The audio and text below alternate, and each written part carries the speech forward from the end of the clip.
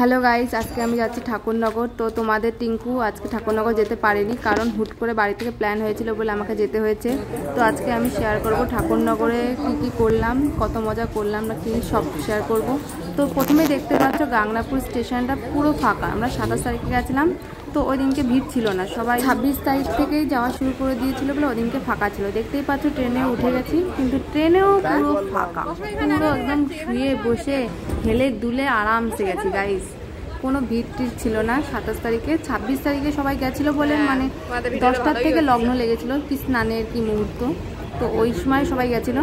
তো আমরা তো পরের দিন গেছিলাম, তো আমাদের কোনো ভিড় টিড় ছিল না, পুরো ফাঁকায় সবাই দেখতে পাচ্ছি শুয়ে, কোনো অসুবিধা হয়নি। সবাই বলছিল ট্রেনে খুব ভিড় থাকবে, কিন্তু না, কোনো ভিড় ছিল না। তো সবার আগে আমরা একটা শসার প্যাকেট নিয়ে নিয়েছিলাম, সেটাই খেতে খেতে যাত্রার আনন্দ নিতে নিতে ঠাকুরনগরের উদ্দেশ্যে বেরিয়ে পড়লাম।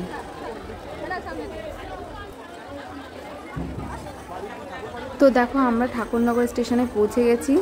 আমরা নামছিলাম আর স্টেশনে এত ভিড় ছিল, সবাই বাড়ি যাচ্ছিল, কারণ ওরা আগের দিন রাতের বেলা এসছে, সব পুরো দিনটা মেলা টেলা দেখে এখন বেরোচ্ছিল। রাত ভরে হয়তো মেলা দেখেছে, এখন বেরিয়ে যাচ্ছিলো আর আমরা কেবল ঢুকছিলাম। আমরা যখন ঢুকছিলাম তখন বাজে প্রায় 12টা সাড়ে 12টার কাছাকাছি। ওই সময় আমরা ঢুকলাম আর সবাই এত স্টেশনে ভিড় ছিল, সবাই ডাঙ্কা টাঙ্কা নিয়ে একদম বাড়ি যাওয়ার উদ্দেশ্যে রওনা দিচ্ছিল। তো চারিপাশে দেখে না কত ভিড়।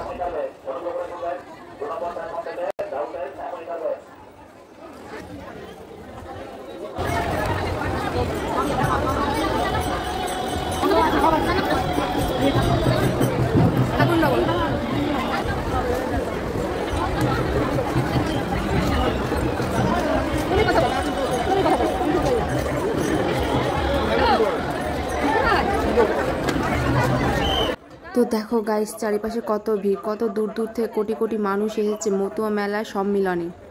দেখতেই পাচ্ছ স্টেশনে যদি এত ভিড় হয়ে থাকে, তো সম্মিলনে কতই না ভিড় হবে। আমরা স্টেশন পার হচ্ছিলাম, স্টেশনে আমার একটা কাকা ছিল, যার সাথে দেখা করে আমরা সবাই একসাথে মেলার উদ্দেশ্যে রওনা হব।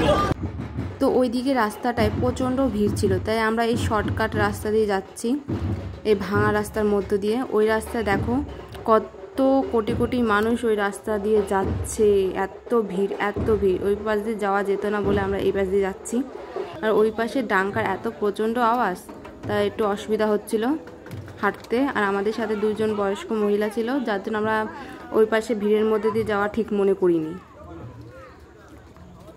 দেখো এবারে যাচ্ছি ঠাকুর বাড়ি স্নান করতে। তোমরাও আমার সাথে বলো জয় হরি বল।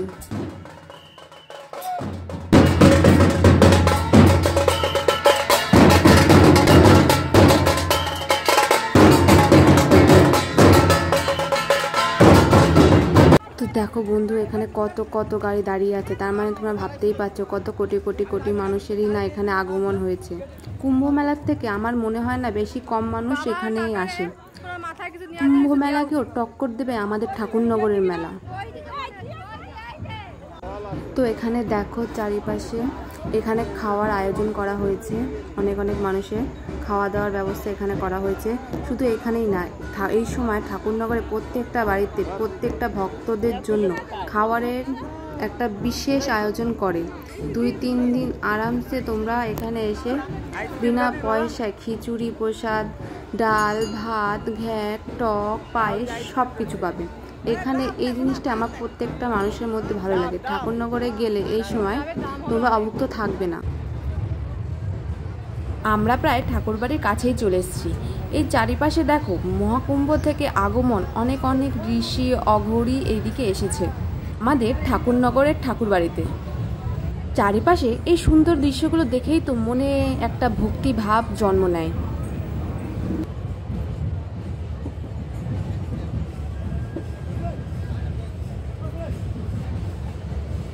চারিপাশে দেখো কত না ঋষি মুনি এবং অঘরীদের আগমন। আর ওই দেখো দেখা যাচ্ছে আমাদের ঠাকুরবাড়ি, আর এইদিকে একদল ঋষি মুনি অঘরীর ভক্তদল নানান রকমের বাদ্যযন্ত্র বাজাচ্ছিল। খুব সুন্দরই না এই পরিবেশ, চারিপাশে ভক্তি ভক্তি ভাব, শান্তির একটা আনন্দ উপভোগ হচ্ছিল। তোমরা কারা কারা ঠাকুরনগরে এসে এরকম শান্তি সুন্দর দৃশ্য উপভোগ করেছো একটু কমেন্ট করে জানিও।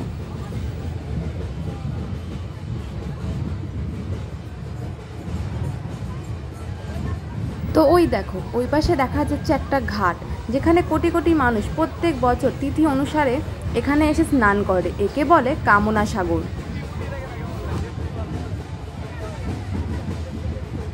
তো এই দেখো আমাদের ঠাকুর বাড়িকে কত সুন্দরই না সাজানো হয়েছে।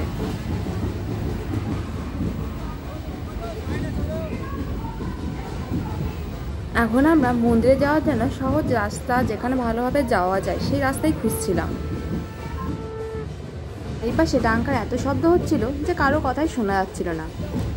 বাট ডাঙ্কার শব্দ কার কার ভালো লাগে? আমার তো খুব ভালো লাগে। আর একটা কথা, আমি কিন্তু ঠাকুর বাড়িরই মেয়ে, তাই আমার ডাঙ্কার শব্দ খুব ভালো লাগে, যেন মনের একটা আলাদা শান্তি খুঁজে পাই তার মধ্যে আমি।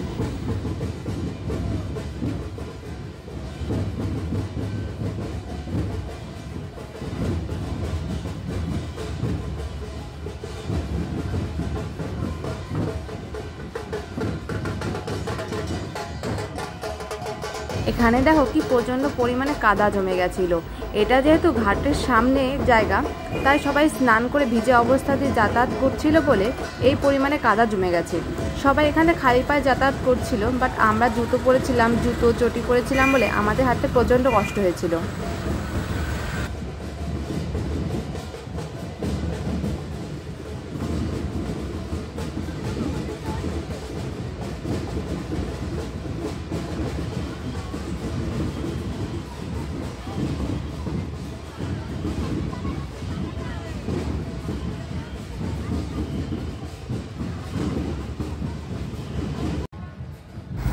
তো এটাই হচ্ছে আমাদের কামনা সাগর। এখানে কত কোটি কোটি মানুষ না স্নান করে। এখন এই জলটা পরিষ্কার আছে, কিন্তু কিছুক্ষণ পরে এই জলটা শুকিয়ে যাবে এবং এই জলে প্রচণ্ড পরিমাণে ময়লা হয়ে যায়। যেহেতু এখানে এত কোটি কোটি মানুষই না স্নান করছে, জল তো কমারই কথা। আমরা এই জলে স্নান করি না, মানে করি না বলতে তো ভিড়ের মধ্যে করে উঠতে পারি না বলে বাড়ির থেকে স্নান করে আসি। এখানে আমাদের আসার আসল কারণ হলো, এখানে আমাদের আসার মেন উদ্দেশ্য হলো আমাদের ঠাকুর বংশের অনেক সদস্যদের সাথে দেখা, আলাপ আলোচনা, সাক্ষাতের জন্য আমরা দূর দূর থেকে এই একটা দিনে ছুটে আসি। এই দেখো এদিক দিয়ে আমরা ঠিক ঠাকুর বাড়ির কাছে এগিয়ে যাচ্ছিলাম। চারিপাশে প্রচণ্ড পরিমাণে ভিড় ছিল, কিন্তু আগের দিনের ভিড়টা এর থেকে অনেক বেশি ছিল। দেখো চারিপাশে ভক্তদের মধ্যে কতই না মাতামাতি, আনন্দ, একটা ভক্তি দেখতে পাবে। তোমরা কতবার এসছো ঠাকুরনগরে একটু বলবে। আমি এসছি এই নিয়ে 5 বার কি 4 বারের মতন আমি এসছি।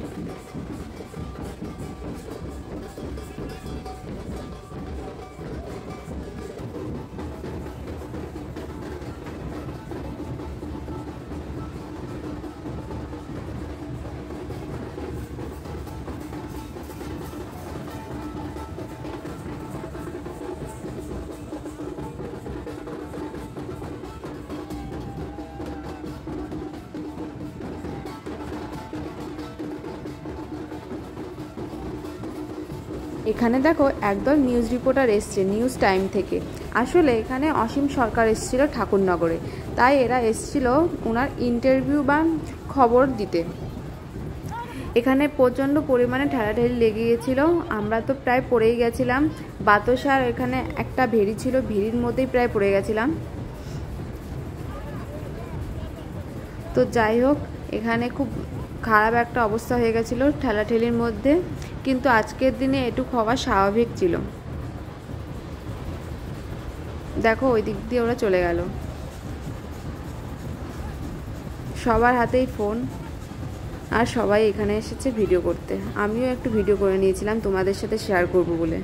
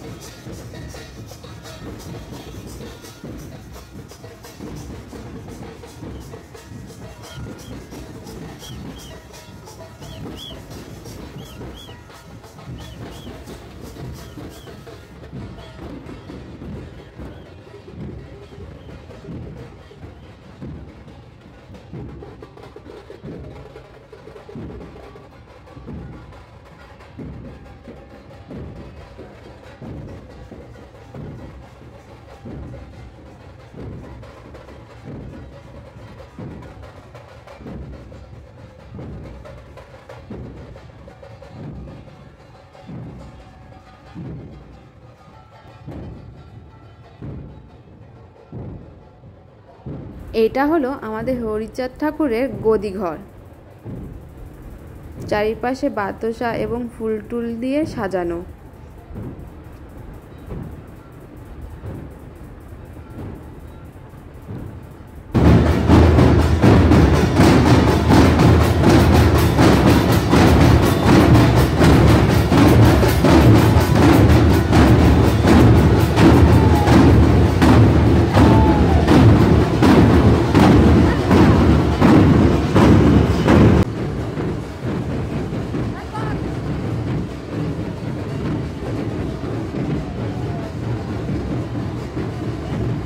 তো এত ঠেলাঠেলির মধ্যে আমি ঠাকুর দর্শন ঠিক শেষ পর্যন্ত করতে পেরেছি।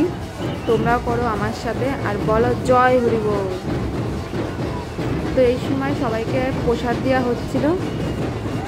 তারপর আমি যে দেখলাম ওই দিচ্ছে, মালা দিচ্ছে, আমিও হাত পাতলাম। ওইখান থেকে একজন আমার হাতেই, আমি যথেষ্ট দূরে ছিলাম, তো আমাকে উদ্দেশ্য করে মালা দিল।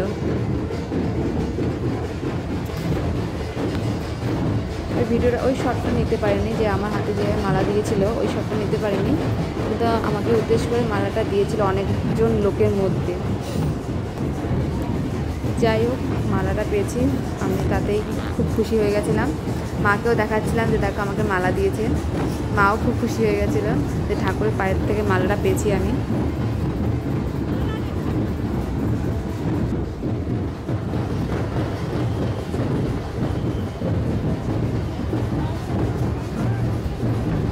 দেখো চোখ মুখের অবস্থা, চুলের অবস্থা কি হয়ে গেছিল।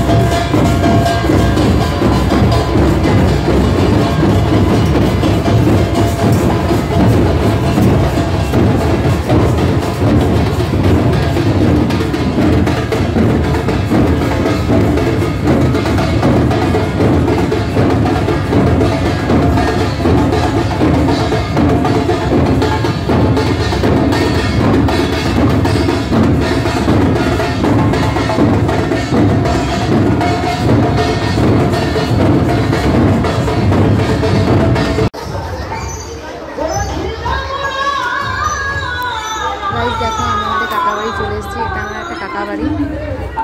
তো ওনার বাড়িতেও একটা খুব সুন্দর মন্দির আছে। তো আমরা সেখানে ভালো মতো মূলগুলো একটু ভালো করে দর্শন করলাম। মন্দিরটা ঠিক করে দর্শন করতে পারিনি, এত ভিড়ের মধ্যে ঠিক করে দর্শন করা গেল না। কিন্তু এই মন্দিরটা এত সুন্দর সাজিয়েছে ফুল টুল দিয়ে, তো খুব ভালো মতন করে দর্শন করেছি। দেখো আমাদের হরিচাঁদ ঠাকুর শান্তি মাতার মুখটা কত সুন্দর বানিয়েছে। কবি ছিল যে হরিচাঁদ ঠাকুরের গলায় একটা সুন্দর সুতার চেনে, শান্তি মাতাকে তো সোনা দিয়ে ভালো মতন সাজিয়েছে, কিন্তু হরিচাঁদ ঠাকুরের গলাটা খালি ছিল, তাই একটু খারাপ লাগছিল। বাকি খুব সুন্দর সাজিয়েছিল, ঘরটাও খুব ভালো লাগছিল, মন্দিরটা ভীষণ সুন্দর হয়েছিল। তোমাদের কেমন লেগেছে মন্দিরটা একটু বলো। তো আমি এখানে একটু ভালো মতন করে ঠাকুরের দর্শন করে নিলাম, তোমরা করো আমার সাথে। তো দেখো এখানে কত মানুষ আছে, অনেকেই চলে গেছে, অনেকেই আছে শুয়ে আছে, বসে আছে, কেউ ঘুরছে চারিপাশে। তো এখানে দেখো কত মানুষ আছে। এখান থেকে দলে দলে করে গান গাচ্ছিল, কীর্তন করছিল, আর ওই দিকটা খাওয়া দাওয়ার ব্যবস্থা আছে। এই জায়গাটা মন্দিরটা খুব সুন্দর উঁচু করে বানানো হয়েছে, সিঁড়ি ভেঙে তারপরে উপরে মন্দির এরকম ব্যবস্থা করেছে, খুব সুন্দর ছিল। দেখো মন্দিরটা পুরোটা ফুল দিয়ে সাজানো, উপরেরটা কমপ্লিট হয়নি এখনও, তা ফুল দিয়ে যেটু সাজিয়েছে খুব সুন্দর লাগছে।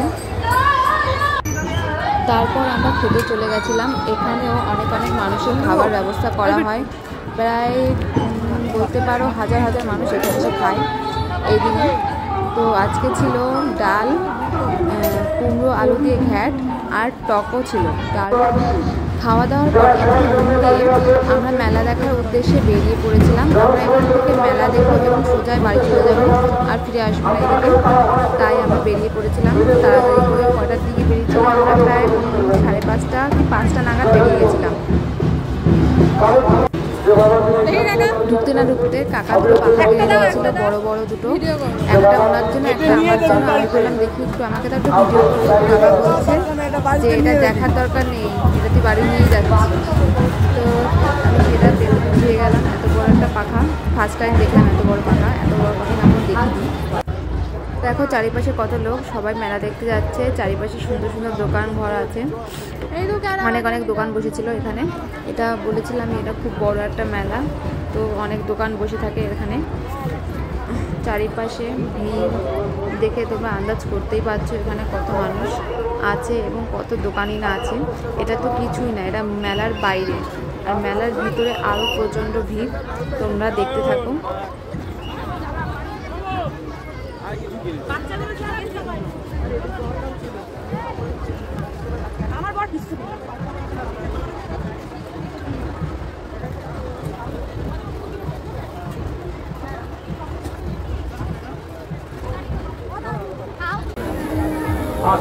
ঠাকুরনগরে ট্যাটুর একটা বড় দোকান এসেছিল, সবাই এখানে ট্যাটু করছিল, সব বাচ্চা বড় ছেলেপেলেরা ট্যাটু করছে, বেশিরভাগের ছাপড়ি টাইপের ছেলেপেলেরা বেশি ছিল।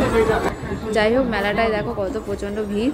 আমি আগেই বলেছিলাম মেলাটা প্রচণ্ড বড় হয় এবং খুব ভিড়ও হয়, অনেকটা বড় জায়গা নিয়ে এই মেলাটা আয়োজন করা হয়। তো মেলাটা খুব বড় হয়। তোমরা এখনও যারা আসোনি, মেলাটা এখনও 7 দিন কি 5 দিনের মতন থাকবে, তোমরা আসতে পারো।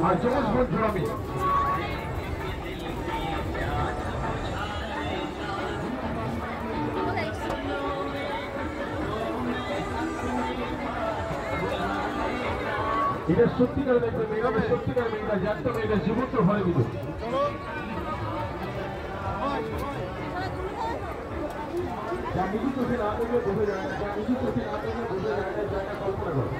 এখানে শুধু খাবার,